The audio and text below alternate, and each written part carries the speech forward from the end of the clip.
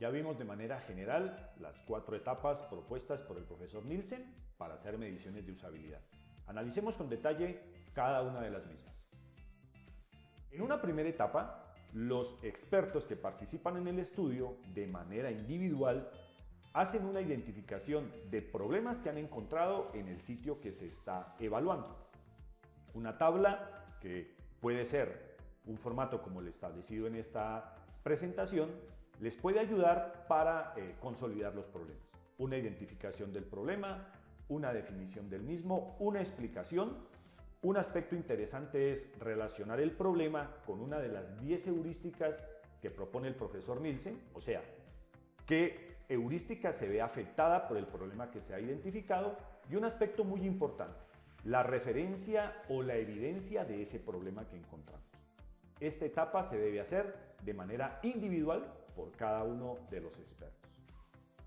La etapa 2 se conoce como la consolidación de los problemas.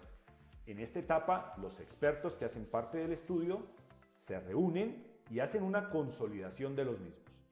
Obviamente, cada uno de los problemas, que muy seguramente se pueden repetir, en esta tabla consolidada ya van a aparecer una sola vez, en el caso de que los problemas sean repetidos o hayan sido encontrados por diferentes expertos en el proceso de evaluación. En una tercera etapa se debe calificar la severidad y la frecuencia de ocurrencia de esos problemas. La severidad se define como qué tan grave es ese problema. Un error catastrófico que haga, por ejemplo, que el usuario abandone la interacción con ese sitio web debe ser calificado con un valor de 4. Pero si el error es un error que podemos definir como cosmético, lo podríamos calificar con un valor de 1.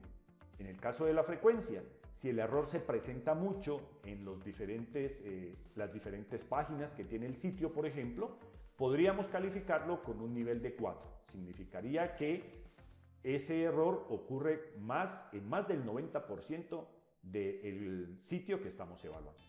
Pero si el error ocurre solo en una página o solamente en una página principal o en algún tipo de enlace, podríamos establecer que la frecuencia la podemos calificar con 1. La tabla que vemos a continuación identifica para cada uno de los problemas la severidad y la frecuencia. Esta tarea debe ser realizada por cada uno de los expertos de manera individual.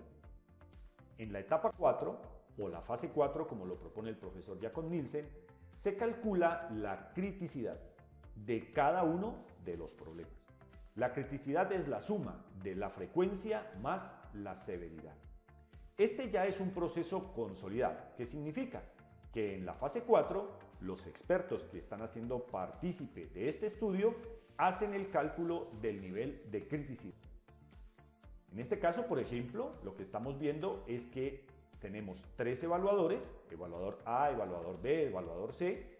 A cada uno de los problemas, problema 1, problema 2, problema 3, se le ha identificado una criticidad, se calcula la desviación estándar para cada uno de esos problemas y se realiza la curva que nos permite hacer los análisis estadísticos y sobre todo cuantitativos y cualitativos de esos problemas que hemos encontrado. ¿La idea cuál es? Que con ese análisis de esos datos nosotros podamos realizar un ranking de problemas por severidad, desde el problema más severo hasta el menos severo, o por frecuencia, desde el problema que más se presenta hasta el problema que menos se presenta, y también un ranking por criticidad, los problemas más críticos hasta los problemas más leves.